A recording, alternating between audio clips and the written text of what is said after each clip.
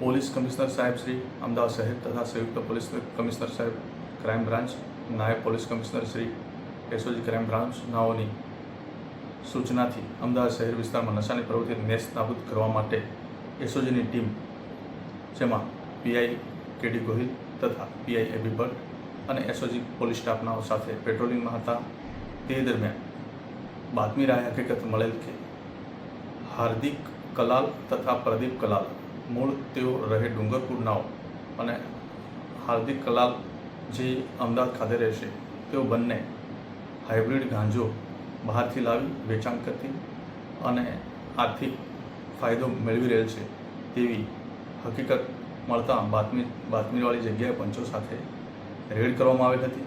આ રેડ દરમિયાન બાતમીવાળી ગાડી જે મર્સિડીઝ કાર હતી તેમાંથી કુલ 1 કિલો અને 975 ગ્રામ જેટલો હાઇબ્રિડ ગાંજો મળી આવેલ, તેમજ કાર અને મોબાઈલ સહિત કુલ 79,67,500નો મુદ્દામાલ કબજે કરવામાં આવેલ છે.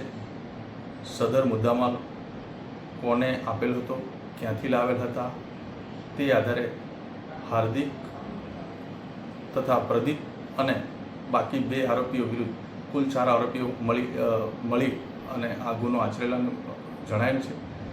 તો તેઓ વિરુદ્ધ ડીસીબી પોલીસ સ્ટેશનમાં ગુનો રજીસ્ટર કરવામાં આવેલ છે. હાલ આ ગુનાની તપાસ ચાલુ છે.